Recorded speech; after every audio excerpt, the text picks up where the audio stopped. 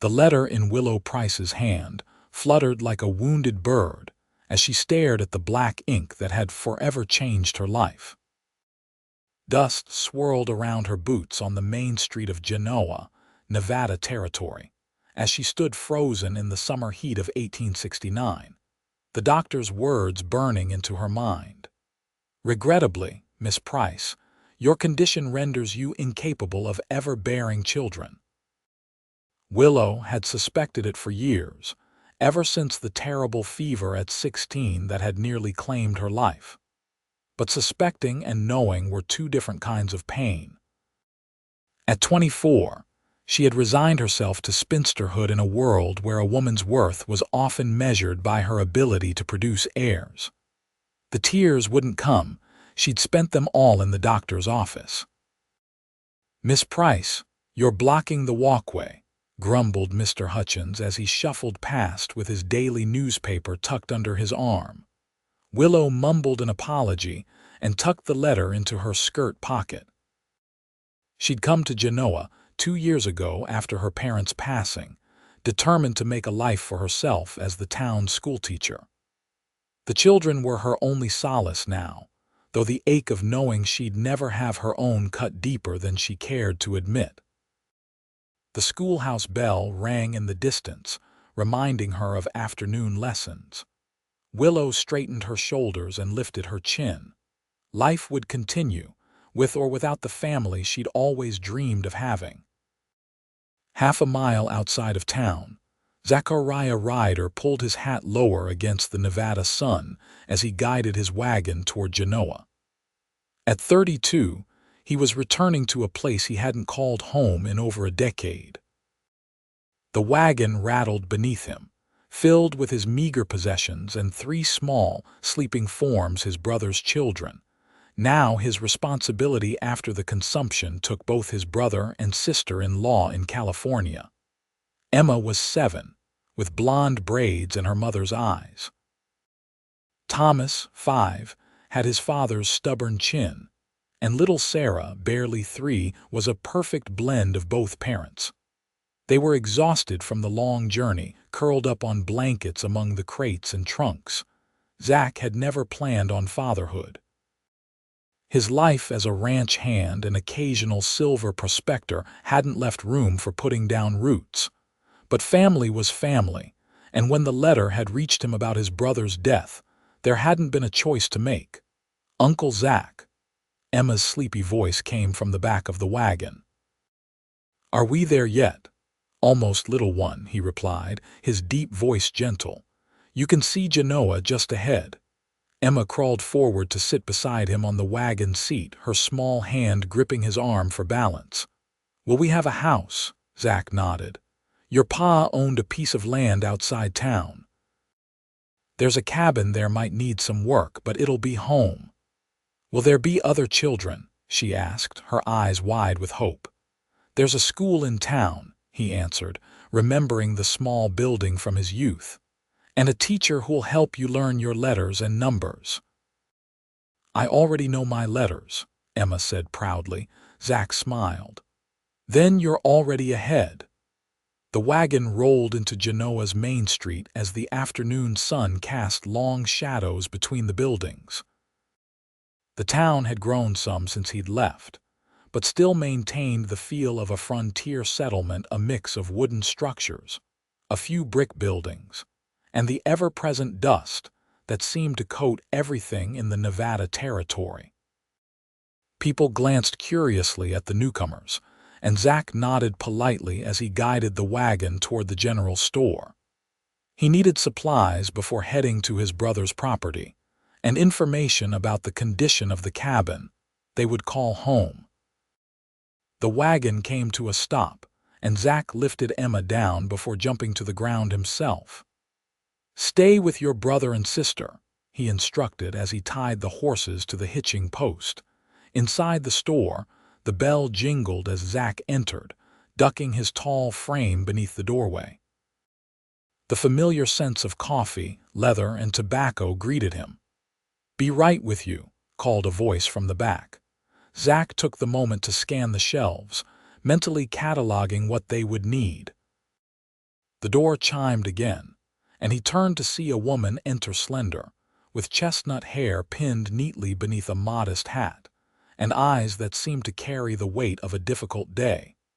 Willow was halfway through the doorway when she noticed the tall stranger. Something about the set of his shoulders, the quiet strength in his stance, made her pause. He wasn't from Genoa. She knew everyone in her small town, especially the men, as the mothers were constantly trying to arrange introductions to their unmarried daughters. This man was different. Trail dust still clung to his boots and the edges of his coat, but there was a dignity in the way he stood, shoulders back, eyes alert. A cowboy or rancher, she guessed, with hands that showed years of hard work. "Afternoon," he said with a nod, removing his hat in the presence of a lady. "Good afternoon," she replied, her teacher's instinct automatically assessing him. Early 30s, she guessed. His dark hair was in need of a trim, and a few days' worth of beard shadowed his jaw. But his eyes, a startling blue against his sun-darkened skin, held both wariness and kindness. Mr. Patterson emerged from the back room, wiping his hands on his apron. "Miss Price, your order of primers came in just this morning." "Thank you, Mr. Patterson. I'll collect them now if they're ready." Of course," the shopkeeper said, then turned to Zach. "And what can I do for you, stranger?" Name's Zachariah Ryder. "My brother was James Ryder, had property outside town." Patterson's face softened. "Heard about James and his wife. Terrible business, consumption. You've come for the children." "They're with me," Zach confirmed. "In the wagon outside, hoping to get supplies before heading to the cabin. Been a while since anyone lived there." "Nearly 2 years," Patterson nodded. "It'll need work, but the structure's sound. Your brother built it well." Willow listened to the exchange, her heart constricting at the mention of children. Orphaned children, from the sound of it. She moved toward the counter where Mr. Patterson was already pulling together basic supplies. "You'll need food for tonight at least," Patterson was saying, "and lamp oil. The well should still be good, but you might want to check it before drinking." "I'd be happy to help with the children," Willow found herself saying, surprising even herself. "I'm the school teacher, Willow Price." Zach turned those blue eyes on her, assessing. "Obliged, Miss Price, but we'll manage." A cry from outside interrupted their conversation. The door burst open and Emma ran in, tears streaming down her face. "Uncle Zach, Thomas is being mean to Sarah and she's crying." Zach sighed, placing his hat back on his head. "Excuse me." Willow watched as he strode out, following the little girl back to the wagon where a boy was standing, looking guilty, and a smaller child was indeed wailing loudly. "I just told her to stay still." The boy was protesting as Zach approached. The cowboy lifted the sobbing toddler, his large hand gently patting her back as he spoke quietly to the boy.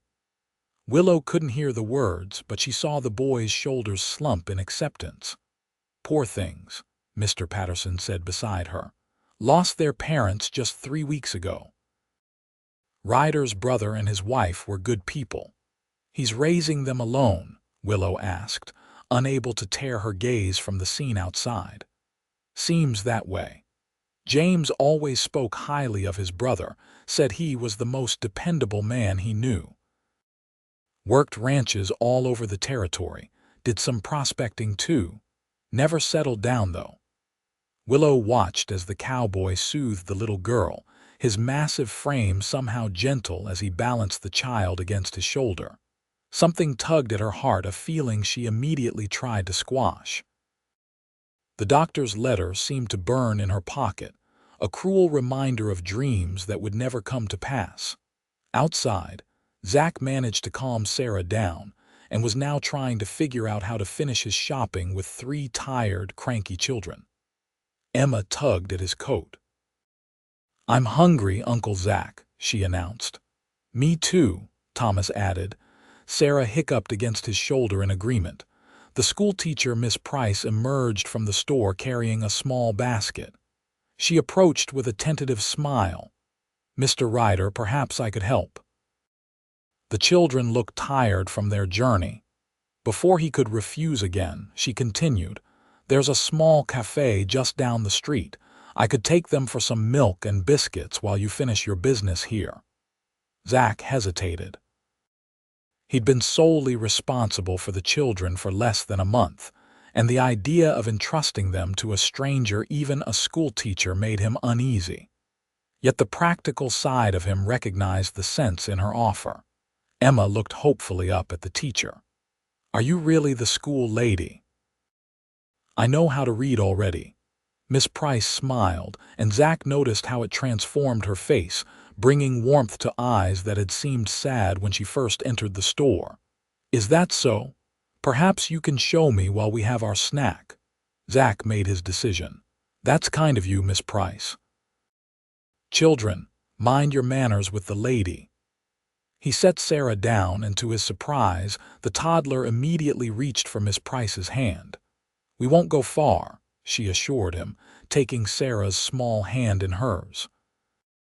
Zach watched them walk away, Miss Price between Emma and Sarah, with Thomas trailing slightly behind. He turned back to the store, determined to finish his business quickly. Willow's heart felt lighter than it had all day as she led the children to Mrs. Holbrook's cafe. The little girl Sarah clung to her hand with complete trust, while Emma chattered excitedly about the journey from California. "Papa got sick first," Emma explained matter-of-factly as they sat at a table by the window. "Then Mama. Uncle Zach came on a fast horse when the doctor sent a letter. He said we're going to live in Nevada now, where Papa grew up." Willow ordered milk for the children and coffee for herself, along with a plate of Mrs. Holbrook's fresh biscuits with honey. "Have you lived in Genoa long, Miss Price?" Emma asked, carefully sipping her milk. 2 years, Willow replied. "I came from Missouri to teach at the school." "Do you have children?" Thomas asked, speaking for the first time. The innocent question caught Willow off guard, the doctor's letter seeming to pulse in her pocket. "No," she said softly. "I don't." "Why not?" Thomas persisted. "Thomas, that's not polite," Emma chided, sounding much older than her 7 years. Willow smiled gently. "It's all right. I'm not married, for one thing, and teachers often devote themselves to other people's children instead." Sarah, who had been quietly nibbling on a biscuit, suddenly crawled into Willow's lap, honey-sticky fingers and all. The gesture was so unexpected, so natural, that Willow found herself blinking back tears as she adjusted the child on her knee. "She likes you," Emma observed. "She doesn't usually like strangers." By the time Zachariah Ryder appeared in the doorway of the cafe, Sarah was asleep against Willow's chest, and Emma was proudly reading aloud from a newspaper Willow had found on a nearby table. Something shifted in the cowboy's expression as he took in the scene, a softening around his eyes, a slight relaxing of his shoulders. He approached quietly, nodding to Willow. "Looks like you've worked some magic, Miss Price," he said, his voice low so as not to wake Sarah. "They're wonderful children, Mr. Ryder," she replied. "Emma has been reading to us and Thomas has been telling me all about your journey." "Uncle Zach, can Miss Price come see our new house?" Emma asked, looking up from her paper. Zach ran a hand through his hair, clearly uncomfortable. "The cabin's not fit for visitors yet, Emma. We've got work to do before we can entertain." "But Miss Price could help," Emma insisted. "She knows everybody in town." Willow gently transferred the sleeping Sarah to Zach's arms. "Your uncle's right, Emma. You should get settled first." "But I hope to see you all at school soon." "School doesn't start for another month," Willow continued, addressing Zach now. "But if you need any assistance getting the children settled, please don't hesitate to ask. Genoa is a small community, but we look after one another." Zach nodded, awkward with gratitude. "Thank you for watching them."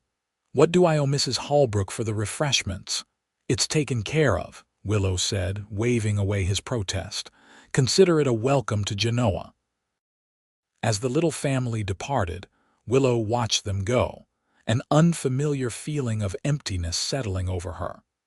The doctor's words echoed in her mind, cruel and final. Yet for a brief hour with those children, she'd felt something she hadn't expected to feel again: hope. The Ryder cabin was indeed in need of work. Zach stood in the doorway, surveying the dusty interior as the children explored their new home. A main room with a stone fireplace, a small kitchen area, and 2 bedrooms off to the side. The roof appeared sound and the windows were intact, but 2 years of emptiness had left its mark. "It's dirty," Thomas announced, scuffing his boot against the wooden floor. "We'll clean it," Zach replied, setting down their supplies. "First, let's get some air in here." He moved through the cabin, opening the shutters to let in the late afternoon light. "Where will we all sleep?" Emma asked, peering into one of the bedrooms. "You and Sarah in one room, Thomas and me in the other," Zach answered. "For tonight, we'll make pallets by the fireplace. Tomorrow, we'll properly clean the bedrooms." The next few hours were spent sweeping, dusting, and arranging their meager belongings. Zach built a fire in the hearth and prepared a simple meal from the supplies he'd purchased in town. The children ate hungrily before exhaustion claimed them, and soon all 3 were asleep on blankets near the fire. Zach sat in his brother's old chair, watching the flames dance. James had been the settling kind, finding this piece of land, building the cabin, starting a family. Zach had always been the restless one, moving with the seasons, taking work where he found it. Now he was responsible for 3 young lives, tied to a place by necessity rather than choice. He thought of the schoolteacher, Miss Price, and her kindness toward children she'd just met. There was sadness in her eyes, he'd noticed, despite her gentle smile. Something about the way she'd held Sarah, as if the child were a precious gift. Zach shook his head, dismissing the thought. He had enough to manage without curious thoughts about the pretty schoolteacher. Morning brought chaos as Zach attempted to establish a routine with the children. Sarah cried for her mother, Thomas refused to wash his face, and Emma informed Zach that his porridge was nothing like her mother's. By the time he had them somewhat presentable, Zach was questioning his ability to raise 3 children alone. A knock at the door startled them all. Zach opened it to find Willow Price standing on his porch, a basket in her arms. "Good morning, Mr. Ryder," she said brightly. "I hope I'm not intruding, but I thought you might appreciate some fresh bread and preserves." She lifted the cloth covering the basket. "And information about getting the children registered for school." "Miss Price," Emma exclaimed, pushing past Zach, "you came to see our house." "I did," Willow smiled. "And what a lovely home it is." Zach looked from the schoolteacher to the dusty, half-organized cabin behind him and raised an eyebrow. "You have a generous definition of lovely, Miss Price." "It has good bones," she replied, stepping inside at Emma's insistent tugging. "And a home is made by the people in it, not the polish on the floors." Sarah toddled over, arms raised in a clear request to be picked up. Without hesitation, Willow scooped up the little girl, balancing her on one hip while still holding the basket. "We're having breakfast," Thomas announced, pointing to the pot of porridge. "It's not very good." "Thomas," Zach admonished. Willow laughed, a sound that seemed to brighten the dusty cabin. "Perhaps I could help. I'm no expert cook, but I manage well enough on my own." Before Zach could form a polite refusal, she had handed him the basket and was moving toward the cooking area, Sarah still on her hip, as if she belonged there. "You really don't need to," he began. "Mr. Ryder," she interrupted gently. "Accepting help doesn't diminish your capability. It merely acknowledges that raising children is a community endeavor." Zach watched in bemused silence as Willow added a pinch of salt to the porridge, stirred in some honey from her basket, and transformed his bland breakfast into something the children ate eagerly. Over the meal, Willow explained about school registration, the supplies the children would need, and the upcoming town picnic that would welcome new families. "Town picnic?" Zach questioned. "Last Sunday of each month," Willow explained. "Everyone brings food to share after church services. It's how Genoa celebrates its community and welcomes newcomers." "We're not exactly church-going folks," Zach said carefully. Willow shrugged. "Many come just for the picnic. It would be a good opportunity for the children to meet their classmates before school begins." As Willow helped clean up after breakfast, Emma showed her the doll she'd brought from California, and Thomas reluctantly revealed his collection of interesting rocks. Sarah remained glued to Willow's side, following her around the cabin like a shadow. "You're good with them," Zach observed as Willow knelt to examine Thomas's rocks, making appropriate sounds of admiration. "Children are honest," she replied. "They know when someone genuinely cares." When it was time for her to leave, Sarah clung to her skirts, refusing to let go. "Sarah, Miss Price has to go home now," Zach said, trying to disentangle the toddler. "No," Sarah wailed, her arms wrapped firmly around Willow's legs. It was the first word Zach had heard her speak since their parents' deaths. Willow knelt, bringing herself to eye level with the child. "I'll come back, Sarah, I promise. And soon you can come to my school and learn letters like Emma." "Promise," Sarah whispered, her lower lip trembling. "I promise," Willow said solemnly, then looked up at Zach. "If that's all right with your uncle." Zach nodded, throat tight at the first breakthrough with Sarah in weeks. "You're welcome anytime, Miss Price." Willow felt strangely reluctant to leave the Ryder cabin. The morning had been chaotic, dusty, and occasionally frustrating, and somehow more alive than any day in recent memory. As she walked back toward town, she thought about the family she'd just left. The children were precious, each dealing with their grief in different ways, and their uncle Zachariah Ryder was unlike any man she'd met in Genoa. There was no artifice to him, no attempt to impress or charm. He was simply doing his best for the children entrusted to his care, despite his obvious discomfort with the role thrust upon him. His hands were rough from years of outdoor work, his manner straightforward, but Willow had seen the tenderness in his eyes when he looked at his nieces and nephew. The doctor's letter still sat in her dresser drawer at home, a pronouncement of a future without children of her own. But for a few hours this morning, surrounded by the Ryder children, Willow had almost forgotten the ache of that knowledge. She touched her pocket, feeling the list she'd made of items the Ryder family would need.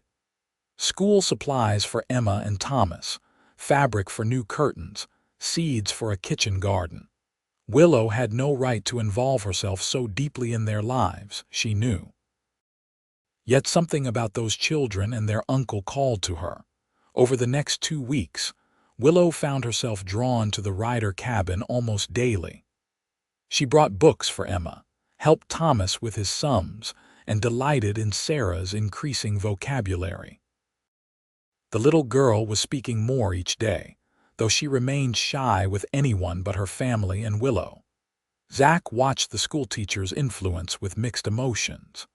The children blossomed under her attention, and the cabin was slowly transforming into a home with her subtle guidance.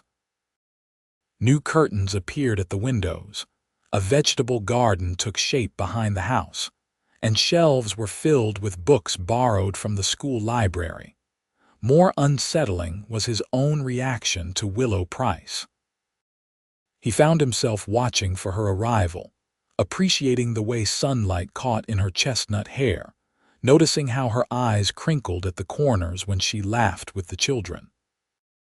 It had been a long time since Zach had allowed himself to think of a woman as more than passing company, but Willow was becoming a fixture in their lives and in his thoughts. One evening, After the children were asleep, Zach and Willow sat on the porch, enjoying the cool night air. She had stayed late to help Emma with a particularly difficult reading passage, and now seemed reluctant to return to town in the growing darkness.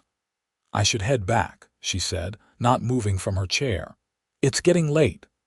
"I'll hitch the wagon and take you," Zach offered. "Too far to walk alone at night." "I don't want to trouble you." "It's no trouble," he said firmly.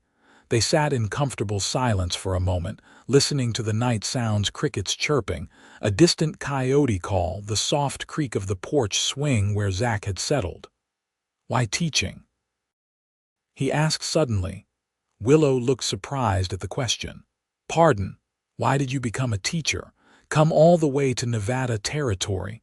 She was quiet for so long that Zach thought she might not answer. When she did, her voice was soft in the darkness. "I always loved learning. My father was a professor at a small college in Missouri.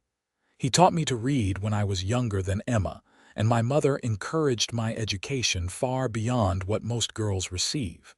She paused, her hands folded in her lap. "When they died influenza 3 years ago, I needed to support myself. Teaching was the natural choice. As for Nevada," she smiled slightly. "I saw an advertisement for a teacher in a growing community with a promising future, and something about it called to me.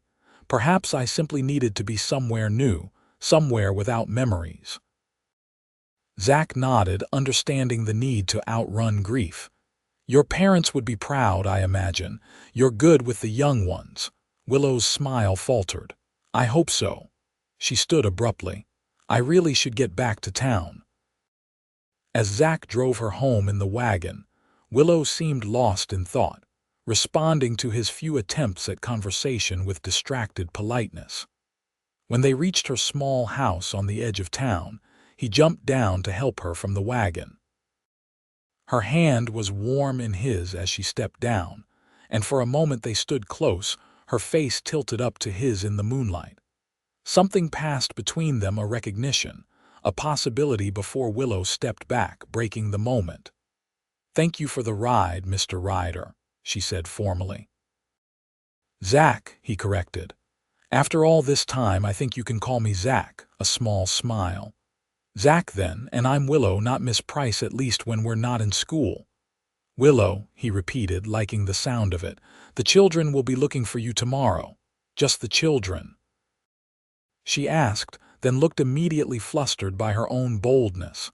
Zach felt a slow smile spread across his face. "Not just the children," he admitted. She ducked her head, cheeks flushed even in the dim light. "Good night, Zach." "Good night, Willow." As he drove back to the cabin, Zach found himself wondering what he was getting himself into. Willow Price was becoming important to the children and to him, yet he had nothing to offer a woman like her. He was a temporary guardian to his brother's children, with no land of his own, no profession besides his hands and back. And the life he knew moving with the seasons, taking work where he found it was no life for a lady schoolteacher. The Sunday of the town picnic arrived with perfect late summer weather. Zach had spent the morning getting the children ready, an exercise in patience as Emma changed her dress 3 times, Thomas lost a shoe, and Sarah refused any hairstyle Zach attempted. "We look like we've been dragged through a briar patch," he muttered as they finally set off for town, a basket of Willow's bread and preserves in the wagon. Emma patted his arm. "It's all right, Uncle Zach. Miss Price said it's what's inside that matters, not how fancy your clothes are." Zach smiled despite himself. "Miss Price seems to have an answer for everything." "That's because she's smart," Thomas declared. "Papa said smart ladies make the best wives." Zach nearly drove the wagon off the road. "What?" "Papa told Mama that," Thomas continued, oblivious to his uncle's reaction. "He said his brother that you needed a smart wife to keep him in line." "Is Miss Price going to be our new mama?" Emma asked, eyes wide with hope. "No," Zach said firmly. even as his heart beat faster at the thought. "Miss Price is our friend and your teacher. That's all. But she takes care of us like a mama," Sarah piped up from where she sat between her siblings. "That's because she's kind," Zach explained, wondering how this conversation had spiraled so quickly out of control. "Now, remember your manners when we get to town. There will be lots of people you haven't met yet." The picnic was already in full swing when they arrived. Tables had been set up in the town square, laden with food, and families gathered in groups across the grassy area. Children played games while adults chatted in the shade of oak trees planted when Genoa was first established. Zach felt immediately out of place. He'd avoided town as much as possible since their arrival, sending Emma on small errands or going alone when necessary. Now, with 3 children in tow, he couldn't escape the curious glances and whispered comments. "Mr. Ryder, you came." Willow's voice cut through his discomfort as she approached, wearing a blue dress that matched her eyes. Her hair was down, falling in waves past her shoulders, and Zach found himself momentarily speechless. Sarah broke the spell by launching herself at Willow with a cry of delight. Willow caught her, swinging the little girl up into a hug. "I've missed you, little one," she said, then looked at Emma and Thomas. "All of you, I'm so glad you could come today." "Uncle Zach almost didn't bring us," Emma informed her. "He said picnics are for gossiping old ladies." "Emma," Zach admonished, mortified. Willow laughed. "Is that so?" "Well, there's certainly gossip, but also excellent food and games for the children. And," she added with a mischievous smile at Zach, "several eligible young ladies who would be delighted to make your acquaintance." Zach frowned. "Not interested." Something flickered in Willow's eyes, relief. She quickly turned to the children. "Let me introduce you to some of your future classmates. The Hendersons have twins just your age, Emma." As Willow led the children away, Zach found himself approached by several townspeople. Mr. Patterson from the general store clapped him on the back, introducing him to the town blacksmith and the owner of the small hotel. Conversations centered around cattle prices, mining prospects, and the proposed railway expansion. Zach answered questions about his brother, explained his new role as guardian, and deflected inquiries about his plans with non-committal responses.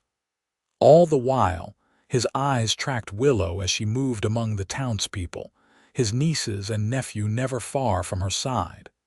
"She's something, isn't she?" A voice said beside him. Zach turned to find an older man with kind eyes observing him. "Sorry, Miss Price," the man clarified. "I'm Josiah Winters, by the way, town doctor." Zach shook the offered hand. "Zachariah Ryder." "I know," Dr. Winters smiled. "Small town. Everyone knows everything or thinks they do." "And what do they think they know about me?" Zach asked, curious despite himself. "That James Ryder's wandering brother has returned to raise his orphan children, that you've been fixing up the old cabin. And," he added with a knowing look, "that our schoolteacher has taken a particular interest in your family's welfare."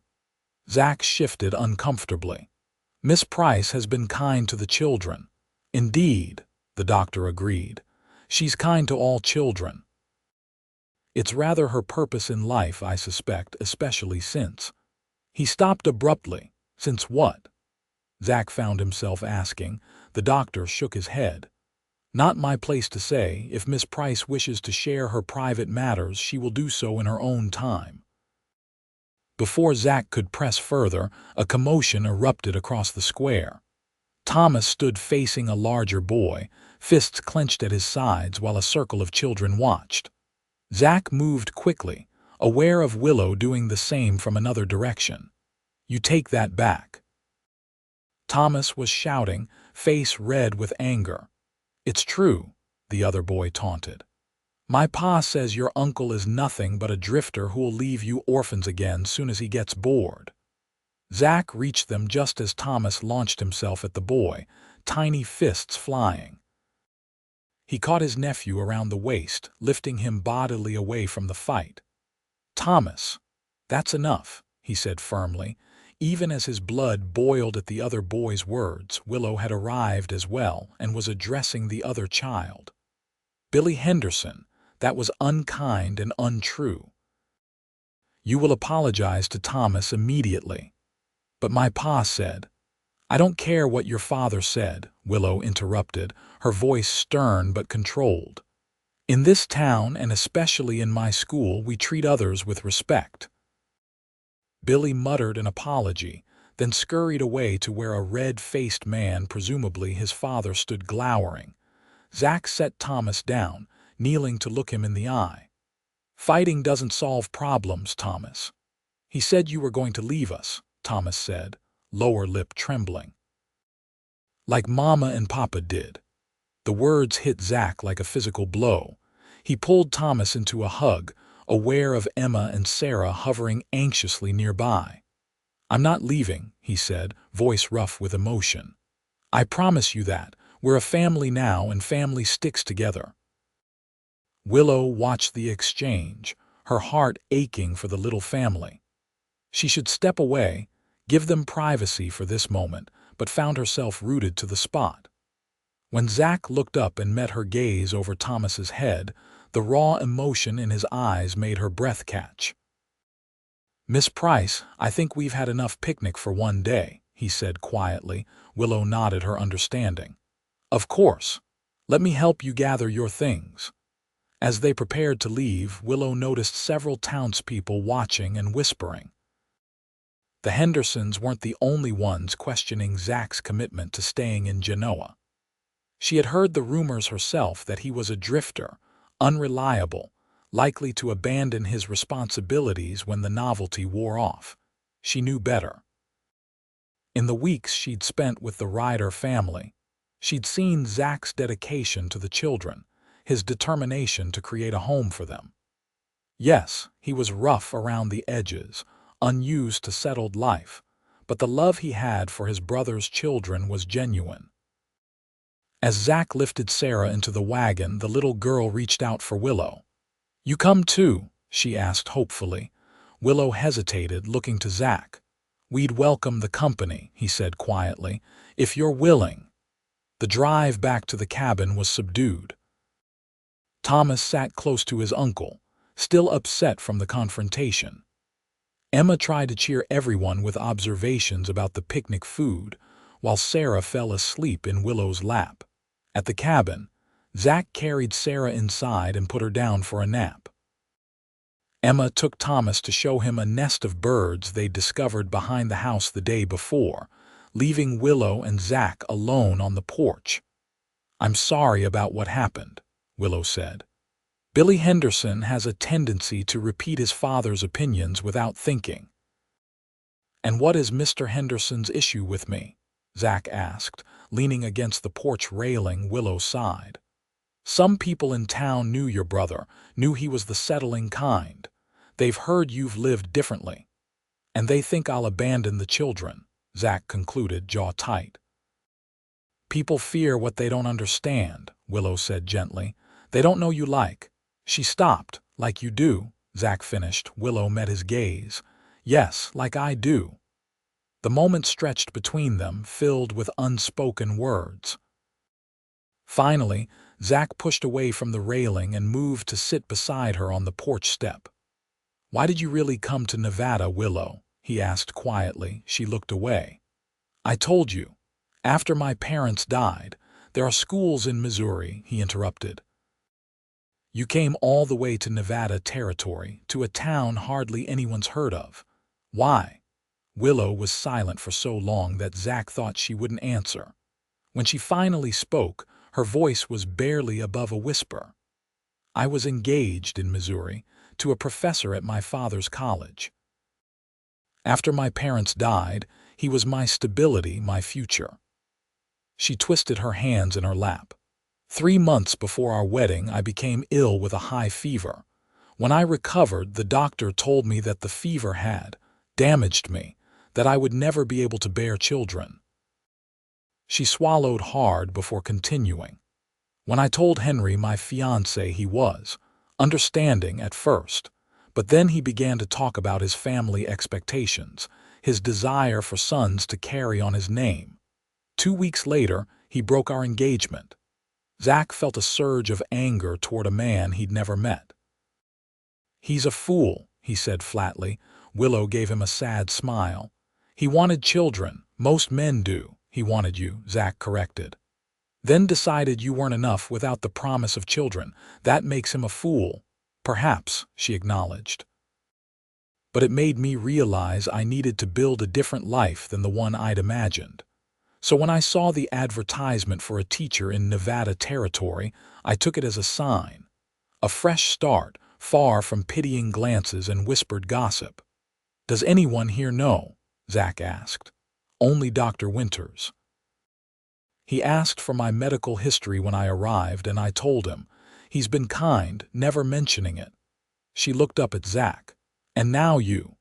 Zach reached out slowly, giving her time to pull away, and covered her hand with his. "Thank you for trusting me with this." "I've never told anyone else," she admitted. "It's not something a woman discusses openly." "It doesn't change who you are," Zach said firmly. "You're still the woman who's brought life back to 3 grieving children, who's made a stranger feel at home for the first time in years." Willow's eyes glistened with unshed tears. "The children make it easy to love them. And their uncle," the question slipped out before Zach could stop it. Color rose in Willow's cheeks. "Their uncle is more complicated." Zach laughed softly. "That's a diplomatic answer." "I should go," Willow said suddenly, standing up. "It's getting late." Zach stood as well. "I'll take you home." "No need," she said quickly. "It's still daylight and I enjoy the walk." Before he could protest, she called goodbyes to Emma and Thomas, placed a gentle hand on his arm, and was gone, walking swiftly down the path toward town. Zach watched her go, realizing with startling clarity that Willow Price had become essential to him, to all of them. The question was, what was he going to do about it? The weeks leading up to the start of school flew by in a flurry of preparation. Emma and Thomas were excited about their first day, while Sarah pouted about being too young to attend. Zach found himself spending more time in town, helping Willow prepare her classroom, bringing the children for reading sessions at the small town library, gradually becoming part of the Genoa community. His relationship with Willow had shifted since their conversation on the porch. There was an awareness between them now, an understanding that went beyond friendship but hadn't yet been defined. Zach found reasons to seek her company, and Willow no longer made excuses to leave when the children were asleep.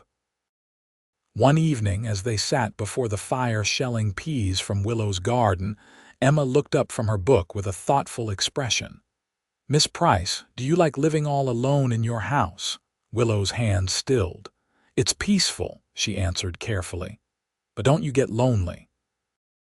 Emma persisted. "Uncle Zach says people aren't meant to be alone all the time." Zach cleared his throat. "Emma, that's Miss Price's business, not ours." "But Uncle Zach, you said." "Emma," he warned. Willow hid a smile. "It's all right. Sometimes I do get lonely, Emma. But I have friends in town, and I spend so much time with all of you that my house is really just for sleeping." "You could sleep here," Sarah suggested from where she was playing with a rag doll on the floor. "We have lots of room." The innocent suggestion hung in the air, laden with implications that made both adults suddenly very interested in the peas they were shelling. "That wouldn't be proper, Sarah," Zach finally said, voice gruff. "Why not?" Thomas asked, looking up from the wooden horse he was whittling under Zach's guidance. "Miss Winters stays with the Pattersons all the time." "That's different," Willow explained gently. "Mrs. Winters is Mr. Patterson's sister, so you have to be someone's sister to stay at their house." Thomas frowned. "Or wife," Emma added helpfully. "Like Mama was Papa's wife, so they lived together." Zach stood abruptly. "That's enough questions for tonight. Time for bed, all of you." After the children were tucked in, Zach returned to find Willow putting on her shawl to leave. "I'll walk you home," he said, reaching for his hat. Outside, the night was cool with the first hint of autumn. They walked in silence for a while, both aware of the conversation that had transpired inside. "Children have no filter," Zach finally said, aiming for a light tone. Willow smiled. "It's what makes them wonderful and challenging." "Willow," Zach began, then stopped, unsure how to continue. She looked up at him, moonlight silvering her features. "Yes, I've been thinking about what you told me, about not being able to have children." Willow stiffened slightly. "What about it?" Zach chose his words carefully.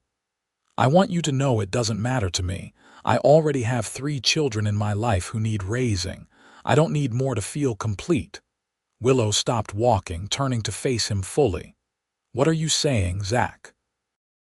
"I'm saying," he took a deep breath, "that I care for you, more than I expected to, more than I've cared for anyone in a very long time." "The children need stability," Willow said quietly. "They need to know you won't leave." "I'm not going anywhere," Zach assured her. "This is our home now."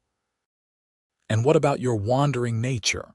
The part of you that never settled down?" Zach considered the question seriously. "I wandered because nothing held me in one place. Now I have 3 reasons to stay, maybe 4 if you'll give me a chance." Willow's eyes widened. "Zach, are you not proposing?" he clarified quickly. "Not yet. That would be too soon for both of us. But I'm asking if you might consider the possibility. Someday." Willow was quiet for so long that Zach began to regret his boldness. Then she reached out and took his hand, her fingers warm against his. "I care for you too," she admitted softly. "And for the children, more than I should, perhaps, but—" "But what?" "I can't give you children of your own," she said, the words clearly painful. "You should know that I've accepted that fact, but it still hurts. And I wouldn't want you to someday regret, Willow," Zach interrupted gently. "I already told you. I have 3 children who need me, who need us if I'm being honest. Sarah asks for you every morning when she wakes up. Emma says she wants to be a teacher like you. Even Thomas, who tries so hard to be tough, lights up when you walk through the door." He stepped closer. "I'm not looking for someone to bear my children. I'm looking for someone to help me raise the ones I already love, someone I can build a life with." Willow's eyes glistened in the moonlight. "When Henry broke our engagement, I thought no man would ever want me once they knew. Then Henry was even more of a fool than I thought," Zach said firmly, "because anyone who truly knew you would understand what a treasure they'd found." Willow laughed softly, even as a tear slipped down her cheek. "You're not as rough around the edges as you pretend to be, Zachariah Ryder." "Don't tell anyone," he said with a smile. "I have a reputation to maintain." They continued walking toward town, their hands still linked, a new understanding between them. When they reached Willow's small house, Zach hesitated. "May I call on you properly?" "Sunday after church, perhaps," Willow smiled. "I thought you weren't a church-going man." "I'm reconsidering many things lately," Zach admitted. "The children should have some spiritual guidance, and I find myself wanting to be worthy of a certain schoolteacher's good opinion." "You already have my good opinion," Willow assured him. "But yes, Sunday would be lovely." Zach walked home under a canopy of stars, his heart lighter than it had been in years. The path ahead wouldn't be simple. Raising 3 children never was, but for the first time since his brother's death, he felt hopeful about the future. School began the following Monday, with Emma and Thomas joining the other children of Genoa in Willow's classroom. Zach walked them to school, Sarah's hand firmly in his, and felt a surge of pride as they entered the small building with their new books and slates. Willow stood at the door, greeting each child by name. She wore a high-necked blue dress, her hair neatly pinned back, every inch the proper schoolteacher. Yet when her eyes met Zach's, there was a warmth there that made him momentarily forget they were in public. "Good morning, Mr. Ryder," she said formally, though her smile held secrets. "Miss Price," he replied with a tip of his hat. "I've brought you 2 eager scholars and 1 disappointed young lady." Sarah pouted up at Willow. "I want to go to school too." Willow knelt to Sarah's level. "You're not quite old enough yet, sweetheart, but I have a special job for you." She reached into her pocket and pulled out a small slate and chalk. "You can practice your letters at home with your uncle and show me how well you're doing when I come to visit." Sarah's face brightened instantly. "I'll learn all my letters before Thomas," Thomas scoffed. "You will not. I already know half the alphabet." "Children," Zach warned. "Remember what we discussed about being polite." Both children mumbled apologies, then hugged Zach before hurrying into the schoolhouse. Zach turned to Willow. "You're a miracle worker," he said quietly. "They've been arguing about school all morning." "All children want to learn," Willow replied. "Some just need the right motivation." The school bell rang and she straightened. "I should go. 20 students await. Will you come for dinner tonight?" "The children will want to tell you all about their first day." "I'd like that," Willow said. "Just the children?"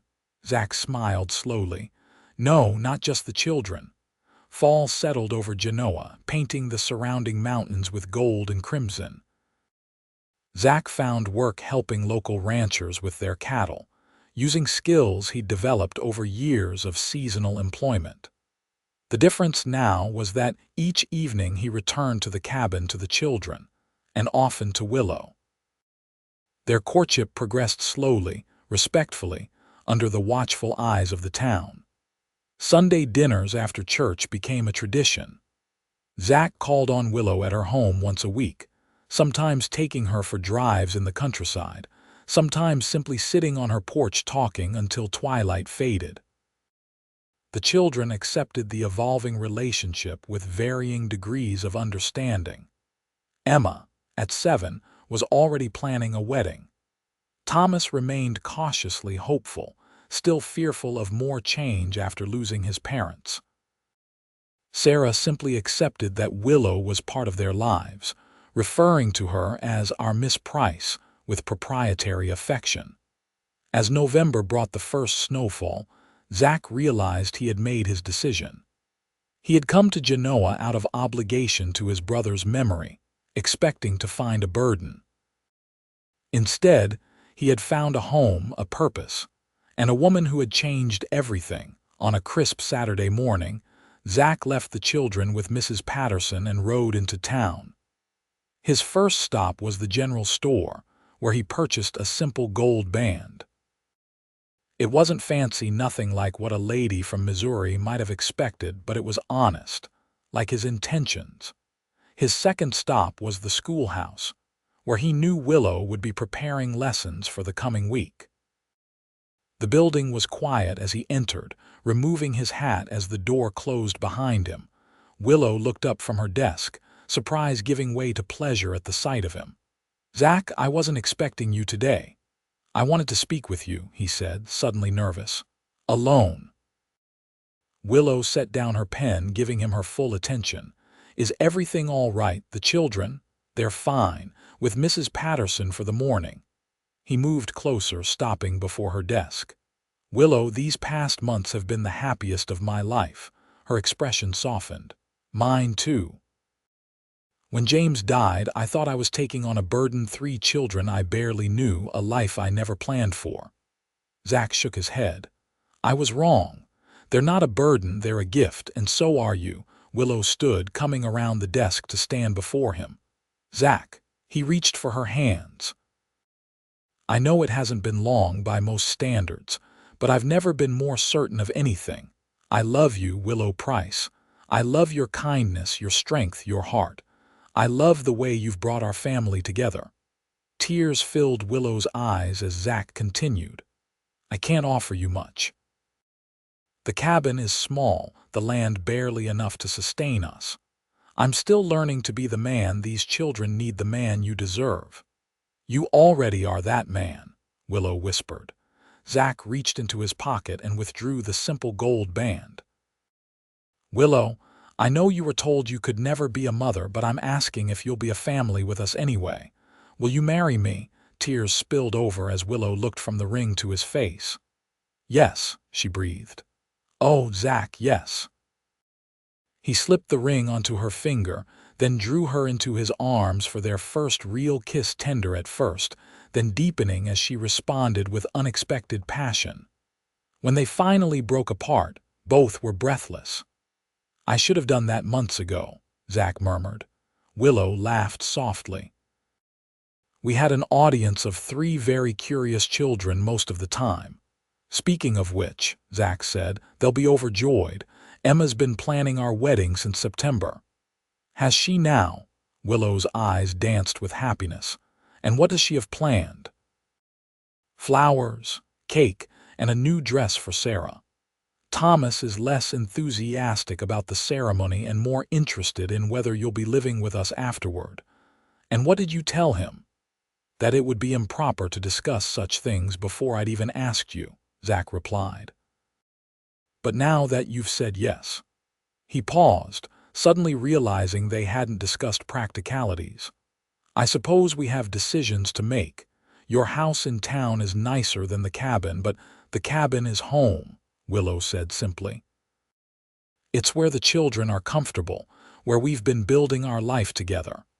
My house can be rented to the new deputy when he arrives next month. Zach pulled her close again. Have I told you today that I love you? Yes, but I wouldn't mind hearing it again, she replied, her arms going around his neck. Their second kiss was interrupted by the schoolhouse door bursting open. Emma stood in the doorway, Thomas and Sarah behind her, all 3 looking triumphant. You asked her, Emma exclaimed. Did she say yes? Are you getting married? Can I be the flower girl? Zach and Willow broke apart laughing. How did you, Mrs. Patterson was supposed to keep you occupied all morning? Zach sputtered. We escaped, Thomas said proudly, when she was making pies. We knew you were coming to ask Miss Price to marry you because you've been hiding that ring in your sock drawer for 2 weeks. Nothing stays secret for long in this family, it seems, Willow observed, cheeks flushed. So, Sarah demanded, pushing forward, are you going to be our mama now? The question hung in the air, loaded with meaning. Willow knelt down, opening her arms to Sarah. I can't replace your mama, she said gently. No one ever could, but if you'll have me, I would be honored to be your family, to love you and care for you for the rest of my life. Sarah flung herself into Willow's arms. I want you to be my new mama, she declared firmly. Emma and Thomas joined the embrace, and after a moment, Zach knelt beside them, his arms encircling them all. I think that's settled then, he said, voice thick with emotion. We're going to be a family. Willow and Zach were married on Christmas Eve in the small church in Genoa. The building was decorated with pine boughs and candles, filling the air with the scent of winter and celebration.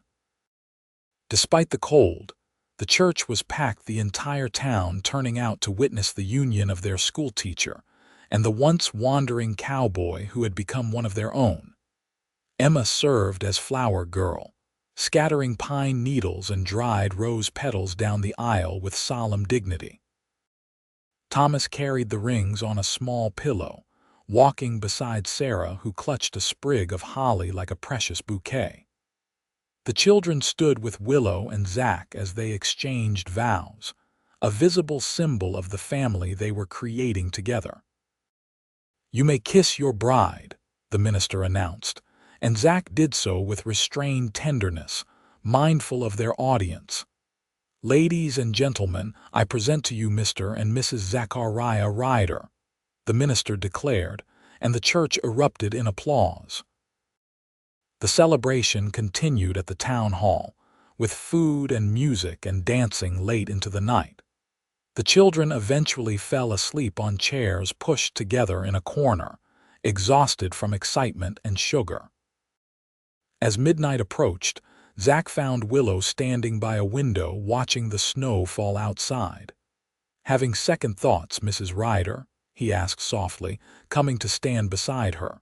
She turned to him with a radiant smile. "Not one. I was just thinking about how much has changed in a year. Last Christmas I was alone, convinced I would never have a family of my own." Zach drew her into his arms. "And now I have more family than I ever dreamed possible." She looked over at the sleeping children. "3 beautiful children and a husband I love more than I thought possible." "I have a surprise for you," Zach said. "A wedding gift. I wasn't sure when to give it to you, but now seems right." He reached into his pocket and withdrew a folded document. Willow opened it curiously, then gasped as she read the contents. "Zach, this is adoption papers," he confirmed. "For all 3 children. I've been working with the lawyer in Carson City.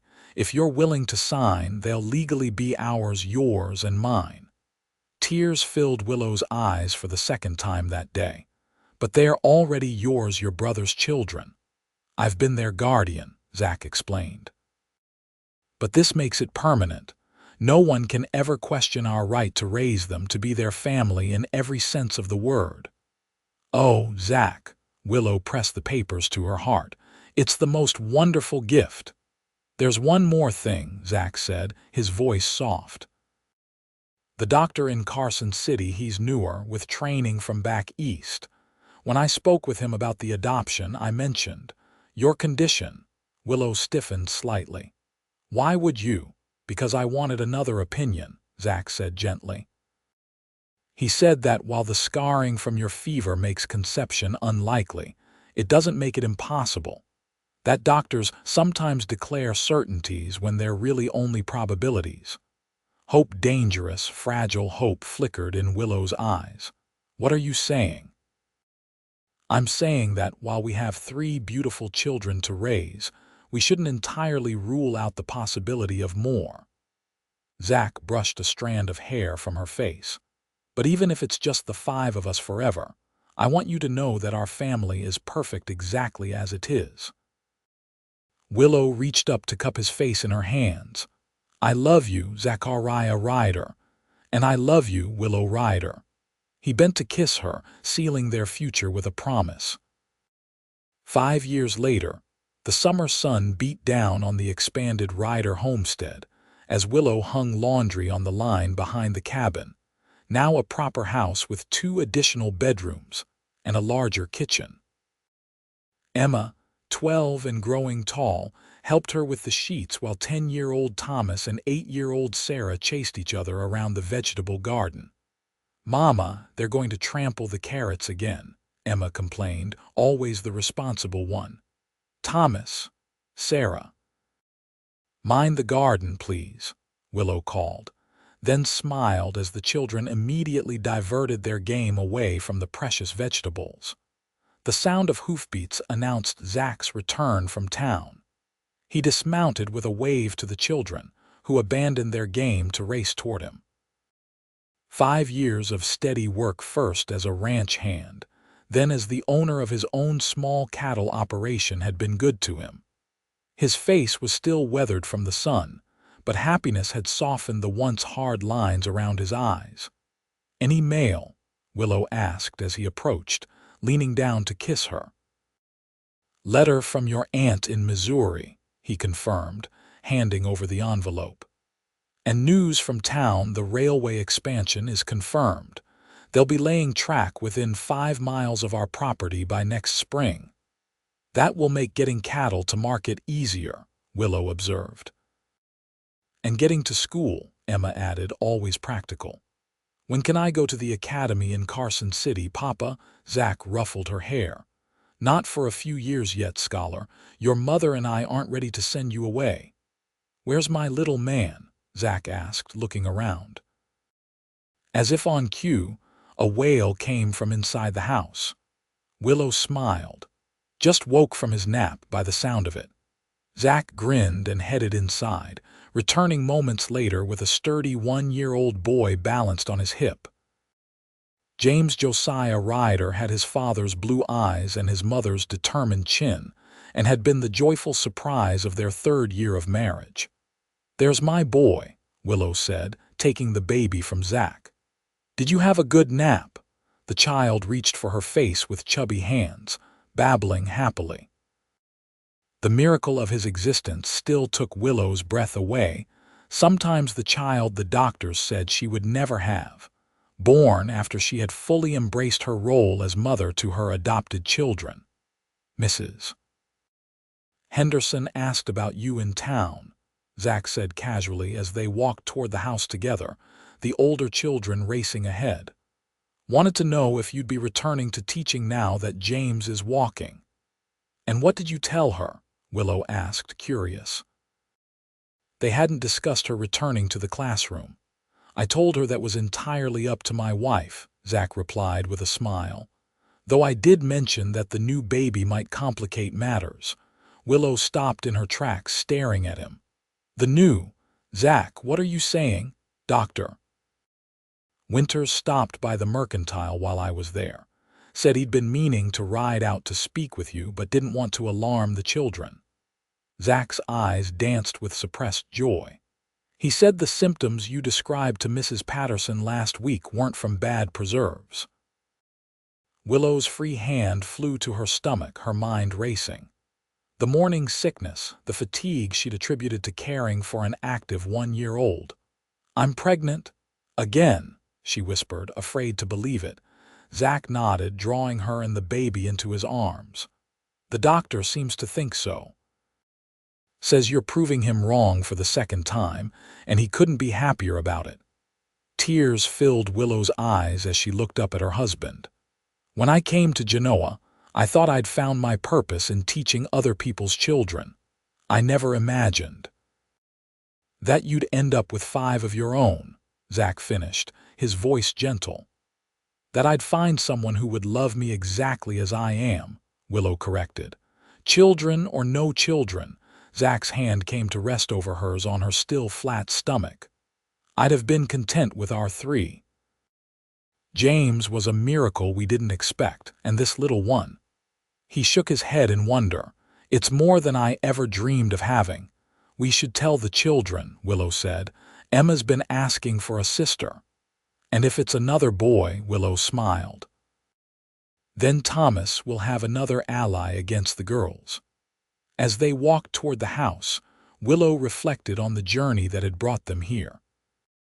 From the lonely schoolteacher who believed she would never be a mother, to the wandering cowboy who had found his purpose in an unexpected family, they had built something beautiful together, proving that family was defined not by blood but by love. The children were gathered around the kitchen table, arguing good-naturedly about whose turn it was to feed the chickens when Willow and Zach entered with James. They looked up expectantly, always eager for news from town. "We have something important to tell you," Zach began, his arm around Willow's shoulders. Emma's eyes widened. "Is it about my going to the academy? Because Sally Jenkins's older sister is going next year and she's only 13, it's not about the academy," Willow laughed. "Though we can discuss that another time." "Are we getting a new horse?" Thomas asked hopefully. "Because Thunder is getting old and I've been practicing my riding just like you showed me, Papa." "Not a horse either," Zach said, "though that's also something we can talk about soon."